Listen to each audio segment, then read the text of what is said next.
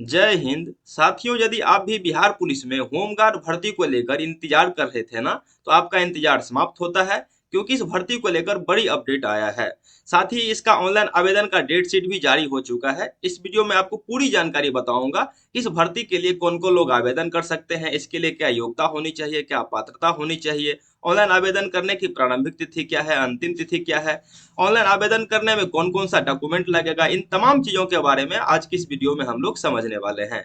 तो वीडियो को ध्यान पूर्वक देखिएगा। पसंद आए तो आपसे निवेदन है वीडियो को लाइक और शेयर जरूर कर लीजिएगा, और अगर चैनल पे नए हैं तो चैनल को जरूर सब्सक्राइब कर लीजिएगा, ताकि इस तरह के अपडेट आपको आगे भी मिलता रहे। स्क्रीन पे आप देख पा रहे होंगे बिहार पुलिस अवर सेवा आयोग, गृह विभाग, विशेष शाखा बिहार पटना अंतर्गत बिहार गृह रक्षा वाहिनी सेवा संवर्ग के आम अभ्यर्थियों से गुल्म समादेशक कंपनी कमांडर, यानी ये जो पद है ना, उसका नाम है कंपनी कमांडर के रिक्त पद पर प्रतियोगिता परीक्षा के आधार पर सीधी नियुक्ति विज्ञापन का ये नोटिफिकेशन है, जिसका ऑनलाइन आवेदन की जो प्रारंभिक तिथि है ना, वो 30 जून से स्टार्ट है और अंतिम तिथि 30 जुलाई तक रहने वाला है। इसका वेतनमान लेवल 6 रहने वाला है, और कुल रिक्तियां की संख्या यानी कुल पदों की अगर संख्या की बात करें तो यहाँ पे 65 पद रहने वाला है। उक्त पद पर चयन के लिए बिहार पुलिस अवर सेवा आयोग द्वारा अभ्यर्थियों से ऑनलाइन आवेदन प्राप्त किया जाएगा, यानी इसके लिए आप ऑनलाइन आवेदन कर सकते हैं। आवेदन कौन कौन लोग कर सकते हैं, इसके लिए क्या पात्रता होनी चाहिए, क्या योग्यता होनी चाहिए, तो यहाँ पे स्पष्ट कर दिया गया है। आवेदक भारतीय नागरिक होना अनिवार्य है। इसमें पुरुष, महिला एवं थर्ड जेंडर आवेदन कर सकते हैं। सभी वर्ग के लोग आवेदन कर सकते हैं। अभ्यर्थियों की शैक्षणिक योग्यता दिनांक 1/8/2025 तक किसी भी मान्यता प्राप्त विश्वविद्यालय से स्नातक परीक्षा या राज्य सरकार द्वारा मान्यता प्राप्त उसके समकक्ष परीक्षा उत्तीर्ण होना अनिवार्य है। यानी किसी भी यूनिवर्सिटी या विश्वविद्यालय से यदि आप 1/8/2025 तक आपका ग्रेजुएशन क्लियर हो चुका है, तो इसके लिए आप ऑनलाइन आवेदन कर सकते हैं। अगर उम्र सीमा की बात करें तो उम्र सीमा की गणना यहाँ पे 1/8/2025 के आधार पर ही की जाएगी। उम्र सीमा मैट्रिक अथवा समकक्ष प्रमाण पत्र के अनुसार ही होगी। इसमें जनरल कैटेगरी के जो पुरुष होंगे ना, उनके लिए न्यूनतम वर्ष 20 वर्ष रखा गया है और अधिकतम 37 वर्ष रखा गया है। अगर महिला की बात करें तो महिलाओं के लिए न्यूनतम उम्र 20 वर्ष रखा गया है और अधिकतम 40 वर्ष रखा गया है। इसके अलावा पिछड़ा एवं अत्यंत पिछड़ा वर्ग के पुरुष एवं महिलाओं के लिए न्यूनतम उम्र 20 वर्ष रहने वाला है और अधिकतम उम्र 40 वर्ष रहने वाला है। SC ST के पुरुष एवं महिलाओं तथा थर्ड जेंडर अभ्यर्थियों के लिए न्यूनतम उम्र 20 वर्ष रखा गया है और अधिकतम उम्र 42 वर्ष रखा गया है। यहाँ पे सीरियल नंबर 6 में यह भी स्पष्ट कर दिया गया है, अभ्यर्थी की उम्र की गणना मैट्रिक अथवा समकक्ष परीक्षा के प्रमाण पत्र में अंकित जन्म तिथि के आधार पर ही की जाएगी। यानी आपका जो डेट ऑफ बर्थ है ना, वो आपके मैट्रिक के मार्कशीट या सर्टिफिकेट के आधार पर ही काउंट किया जाएगा कि आपका उम्र कितना हुआ है, और उसी हिसाब से आपका फॉर्म भरा जाएगा।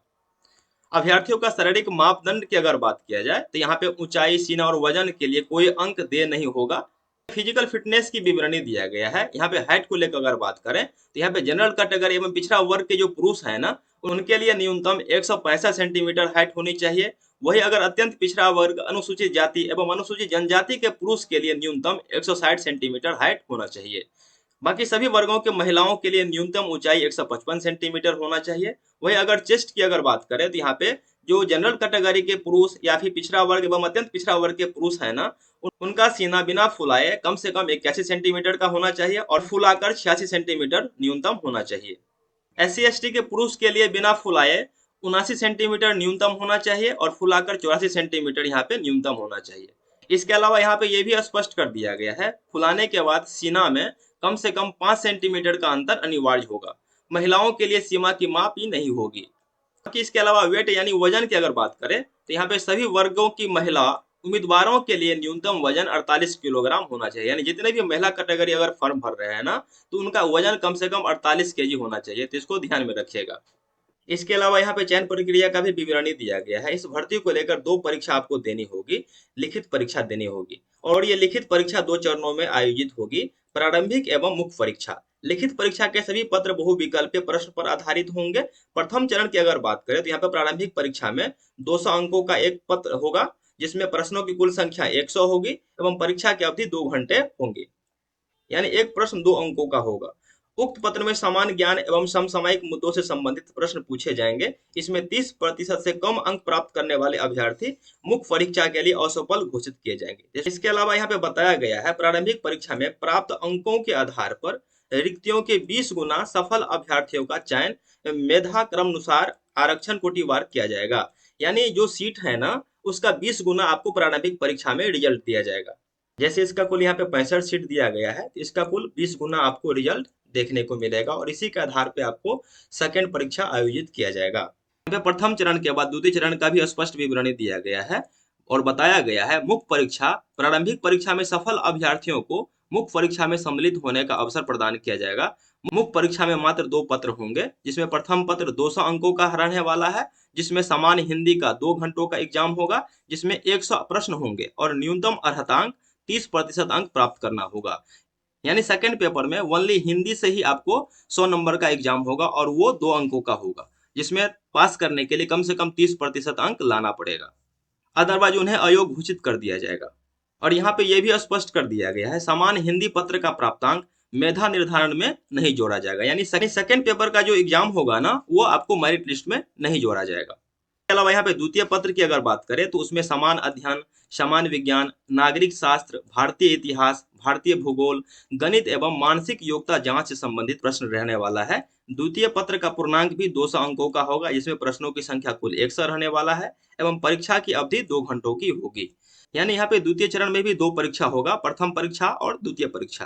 प्रथम चरण में जो परीक्षा होगी ना वो हिंदी का होगा 100 नंबर का, और द्वितीय चरण में जो परीक्षा होगा वो आपका जीएस और मैथमेटिक्स और रीजनिंग का रहने वाला है। और आपका जो मेरिट बनेगा ना वो द्वितीय चरण के द्वितीय पत्र के आधार पे ही आपका मेरिट बनने वाला है।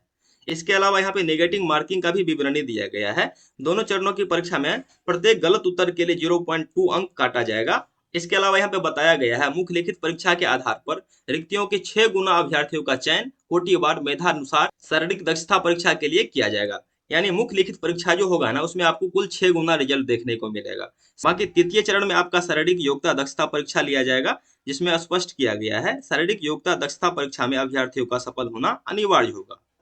यहाँ पे अगर रनिंग की बात करें तो सभी कोटि के पुरुषों के लिए 1 मील यानी 1.6 किलोमीटर की दौड़ के लिए समय सीमा 6 मिनट 30 सेकंड दिया गया है। अधिक समय लेने वाले अभ्यर्थी असफल घोषित होंगे। सभी कोटि के महिलाओं के लिए 1 किलोमीटर की दौड़ के लिए समय सीमा 6 मिनट दिया गया है। अधिक समय लेने वाले अभ्यर्थियों को भी असफल घोषित हो जाएगी। इसके अलावा ऊंची कूद की बात करें तो सभी कोटि के पुरुष वर्गों के लिए न्यूनतम 4 फीट होगा और 4 फीट से कम कूदने वाले पुरुष अभ्यर्थियों को असफल घोषित किया जाएगा। सभी कोटि के महिला उम्मीदवार के लिए न्यूनतम 3 फीट होगा। 3 फीट से कम कूदने वाली महिला अभ्यर्थियों को असफल घोषित कर दिया जाएगा। इसके अलावा यहाँ पे लंबी कूद का विवरणी दिया गया है। सभी कोटि के पुरुष के लिए न्यूनतम 12 फीट यहाँ पे होने वाला है और 12 फीट से कम कूदने वाले पुरुष अभ्यर्थियों को असफल घोषित कर दिया जाएगा। यहाँ पे महिला अभ्यर्थियों के लिए भी यहाँ पे लंबी कूद के विवरणी दिया गया है। न्यूनतम 9 फीट कूदना पड़ेगा और 9 फीट से कम कूदने वाले महिला अभ्यर्थियों को भी असफल घोषित कर दिया जाएगा।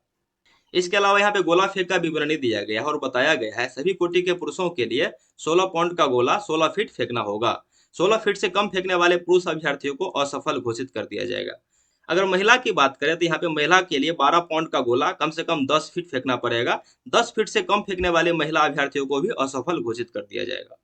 इसके अलावा यहाँ पे कोटिवार रिक्तियों की संख्या दिया गया है। जो गैर आरक्षित वर्ग है ना उनके लिए कुल 26 सीट रहने वाला है। अनुसूचित जाति के लिए 10 सीट रहने वाला है और अत्यंत पिछड़ा वर्ग के लिए 12 सीट रहने वाला है। इस प्रकार आप 1 बाय 1 करके कोटिवार आप रिक्तियों की संख्या भी देख सकते हैं। इन सब परीक्षा के बाद यानी प्रथम चरण में जो लिखित परीक्षा होगी, द्वितीय चरण में जो लिखित परीक्षा होगी, उसके बाद जो फिजिकल होगा ना उसके बाद यहाँ पे चिकित्सीय जांच भी होगा, मेडिकल यहाँ पे टेस्ट भी होगा। इसके अलावा यहाँ पे ऑनलाइन आवेदन की प्रक्रिया बताया गया है। अब ऑनलाइन आवेदन ये जो वेबसाइट है ना bpssc.bihar.gov.in के वेबसाइट पे जाके आपको इसके लिए ऑनलाइन आवेदन करना है। अब इस फॉर्म को भरने के लिए फी का भी यहाँ पे विवरणी स्पष्ट कर दिया गया है। सभी वर्ग और कोटि के पुरुष और महिला एवं थर्ड जेंडर अभ्यर्थियों के लिए ऑनलाइन आवेदन का जो मूल्य है ना यानी फी 100 रुपया देने होंगे। ये फी आप net banking, debit card, credit card, UPI किसी भी माध्यम से आप इसका पेमेंट कर सकते हैं। बाकी इस फॉर्म को भरने के लिए आपके पास मोबाइल नंबर, ईमेल आईडी और मैट्रिक का जो डॉक्यूमेंट है ना यानी मार्कशीट और सर्टिफिकेट, उसी के आधार पर यह फॉर्म आपको भरना होगा। उसका यहाँ पे विवरणी दिया गया है। भर्ती के अंतिम चरण के पूर्ण होने तक आयोग अभ्यर्थी से उसी मोबाइल नंबर और ईमेल आईडी पर संवाद करेगा। यानी जो भी जानकारी होगा ना आपके मोबाइल नंबर और ईमेल आईडी पर ही आपको भेजा जाएगा। यदि फॉर्म भरने में या रजिस्ट्रेशन करने में आपको अगर कोई त्रुटि हो जाता है ना, तो उसके लिए भी जानकारी दिया गया है। आप उस फॉर्म को कैंसिल कर सकते हैं और कैंसिल करके दोबारा से उस फॉर्म को भर सकते हैं, दोबारा पेमेंट करना पड़ेगा इसके लिए। तो ये भी आपको ध्यान में रखिएगा। यहाँ पे इसके लिए भी बता दिया गया है, आपका जो पहले भुगतान किया गया आवेदन शुल्क लौटाया नहीं जाएगा, यानी इससे पहले जो आप पेमेंट किए हैं ना, उसका शुल्क वापस नहीं किया जाएगा। इसीलिए आप अपना आवेदन फॉर्म सावधानी पूर्वक भरेंगे।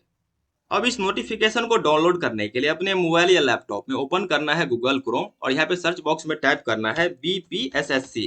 बीपीएसएससी टाइप करके जैसे इंटर प्रेस करेंगे ना, सीधे इस लिंक पे रिडायरेक्ट करेगा। यहाँ पे आपको कई सारे ऑप्शन देखने को मिलेगा, उसी में से एक ऑप्शन रहेगा होम गार्ड का। यहाँ पे होम गार्ड का जो ऑप्शन दिया गया है ना, इसी होम गार्ड के ऑप्शन पे आपको क्लिक कर देना है।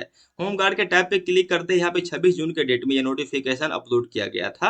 यहाँ पे स्पष्ट किया गया है home guard under home department special government of Bihar. तो हमें इसी लिंक पे क्लिक कर देना है। जैसे इस लिंक पे क्लिक करेंगे ना, इसका लगभग 15 पेज में विवरणी दिया गया है। आप वन बाय वन करके इसे रीड आउट कर सकते हैं। इन जानकारियों को अपने दोस्तों में भी शेयर कर लीजिएगा। चैनल पे नए हैं तो चैनल को जरूर सब्सक्राइब कर लीजिएगा, ताकि इस तरह के अपडेट आपको आगे भी मिलता रहे। धन्यवाद। जय हिंद।